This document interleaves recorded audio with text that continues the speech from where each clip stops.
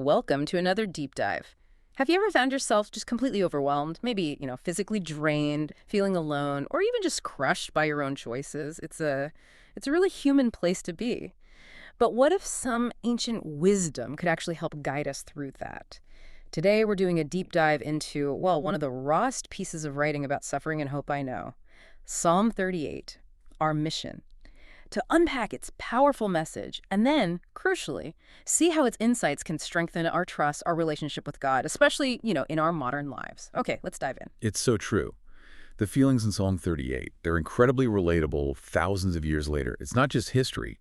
It's like a window, really, into human struggle. We'll see David, the author, wrestling with this huge personal turmoil, and he connects spiritual struggle directly to physical pain, emotional pain. But importantly, he finds hope right there in the middle of it. Right. And the psalm is often called the prayer of a suffering penitent. When you read it, you really get why. David's words are just so unfiltered, almost bracingly honest. He starts not with demands, but pleading for mercy, oh Lord, rebuke me not in thy wrath, right from verse 1. Then he just plunges into describing this intense physical suffering. He talks about God's arrows sticking in him, God's hand pressing him down. It's so visceral. He really doesn't hold back, does he? And what's striking right in those opening lines is how he immediately links that physical agony to his spiritual state. He says, there is no soundness in my flesh because of thine anger. Neither is there any rest in my bones because of my sin. That connection is powerful. It is. It's this ancient idea, really, that mind, body, spirit, they're all tangled together. For David, his sins, his iniquities feel like this crushing weight, a heavy burden too heavy for me. He feels completely overwhelmed. And the details he uses are so vivid, almost uncomfortably vivid, talking about his wounds stinking and being corrupt because of his foolishness, his loins filled with a loathsome disease. It's just a picture of complete breakdown. And his emotional state, his mental state, it mirrors that physical pain perfectly. Troubled, bowed down greatly, mourning all the day long, he feels feeble, sore broken. He even says he's roared because his heart is in such turmoil. It's just raw despair. It really is.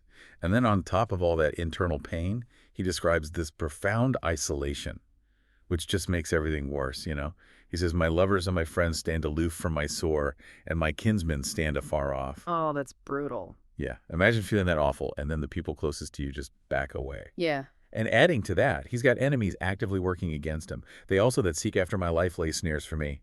They're speaking lies, plotting against him constantly. He's under siege. It really does sound like he's being attacked from every possible angle, Yeah. inside and out. And his response to those enemies, initially at least, is silence. He says he's like a deaf man heard not, or a dumb man that openeth not his mouth. It's such a contrast to the openness about his own suffering. Why do you think he does that? That's a really interesting point. Maybe the honesty about his suffering comes from a deep trust that God can handle his raw truth. It's that authentic cry. But the silence towards enemies, well, maybe it's strategic. Or perhaps it's just pure exhaustion, like he literally has nothing left to fight back with.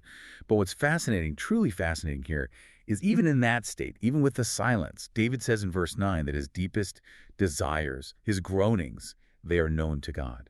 So even unspoken, God knows. Exactly. It's this subtle but really significant turn towards hope. And then he makes it explicit. For in thee, O Lord, do I hope thou wilt hear, O Lord my God. It's not like he expects instant relief, but it shows this incredibly deep, persistent faith.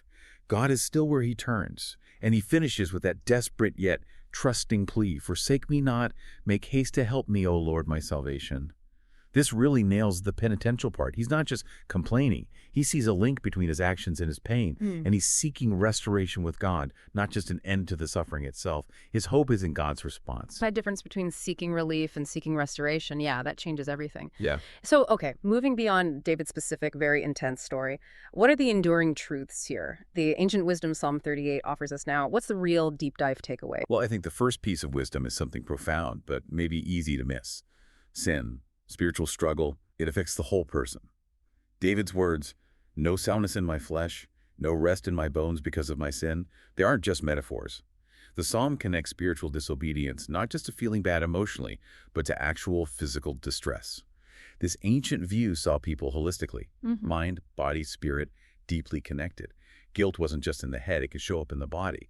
Our inner state has real outer consequences. That holistic view feels very relevant again today, doesn't it? That connection between spiritual or mental health and physical well-being. Okay, what's the next piece of wisdom?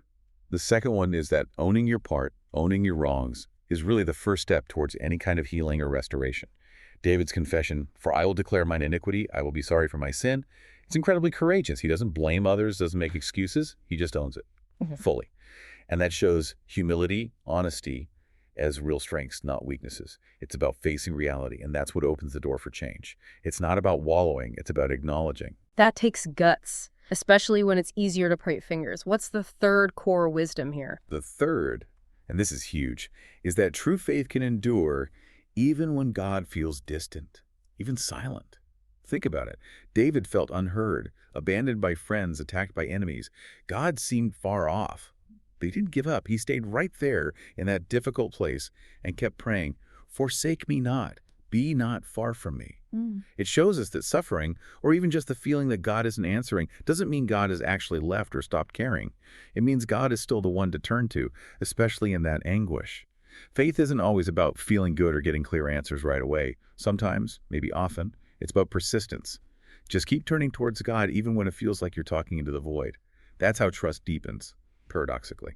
That's powerful. So, okay, bringing this right into our lives today, how do these ancient ideas actually help us? How can they strengthen our own trust, our own relationship with God? Right, the application. First, drawing from David's raw honesty.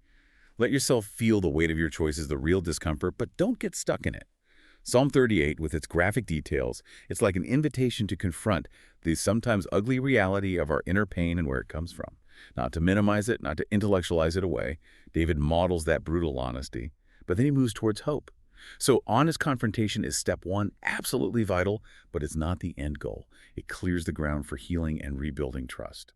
That kind of vulnerability is tough, though. We're often encouraged to just get over it quickly. What's the next practical step? It is tough. Yeah. Which leads right to the second application. Be radically honest about your pain with God and with yourself. You know how we talk more now about mental health, about it being okay to say, "I'm not okay"? David was doing that spiritually centuries ago. His roaring heart, his groaning, he assumes God knows it. That gives us permission to be completely open with God. No need to pretend you're fine if you're not. That kind of raw, unfiltered honesty, that's what actually builds trust in any relationship, right? Really? Especially with God. It allows for real connection. So admitting we're struggling, being vulnerable, that actually draws us closer. That feels freeing. It can be incredibly freeing, yes. Which connects to the third point. Rebuild trust with humility and patient persistence. Whether it's rebuilding with God after you feel you failed, or even with people, trust takes time. Look at David. He doesn't demand instant fixes. He waits. He hopes. He pleads persistently. It shows us how to patiently work at restoring that relationship with God. It's not a quick fix prayer. It's a journey. It's about consistently showing up, turning back again and again. That patient persistence, that's crucial. What about those times when it just feels like silence, when prayers seem to go unanswered? Yeah, that's the fourth application. Don't automatically confuse God's perceived silence with abandonment. When prayers seem to hit the ceiling, when life feels dark, Psalm 38 teaches us to stay rooted anyway. David cried out. The psalm doesn't tell us he got an immediate booming voice from heaven, but his faith held. Faith isn't always about feeling good or hearing clearly. Sometimes it's about staying the course, trusting God is present, even when you can't perceive him directly. That persistence deepens reliance, deepens trust. It builds resilience. Okay, and one last one. How does this relate to how we treat others going through hard times? That fifth application is vital, and it's about community. Support others in pain with genuine presence, not judgment. David's cry about his friend standing aloof, it's a warning to us. When people are suffering, isolation makes it so much worse. Being there for someone, offering gentle presence, grace, maybe just listening without trying to fix them, that reflects God's own compassion. It helps build a community of real trust and empathy, showing God's care through each other. So wrapping this up, what's the core takeaway? Psalm 38 seems to tell us that guilt, sorrow, regret, these aren't things to just bury or be ashamed of. They're part of being human. And amazingly, if we face them honestly, bring them to God, they can lead us to a deeper, stronger, more authentic relationship. The wisdom isn't about avoiding pain, but about humble confession, praying persistently, and holding on to hope for restoration even when it's hard. That sums it up perfectly. If you listening right now are carrying something heavy, maybe emotionally, spiritually, physically, this ancient psalm encourages you. Speak it, feel it, and keep turning towards the one who hears, even when it feels like silence. It's an invitation to bring your whole self, broken parts and all, into the light. How will you apply this information in your life? Thank you for joining us on this deep dive. We really hope exploring Psalm 38 gives you some strength, maybe some clarity, and definitely hope for your own journey. Until next time.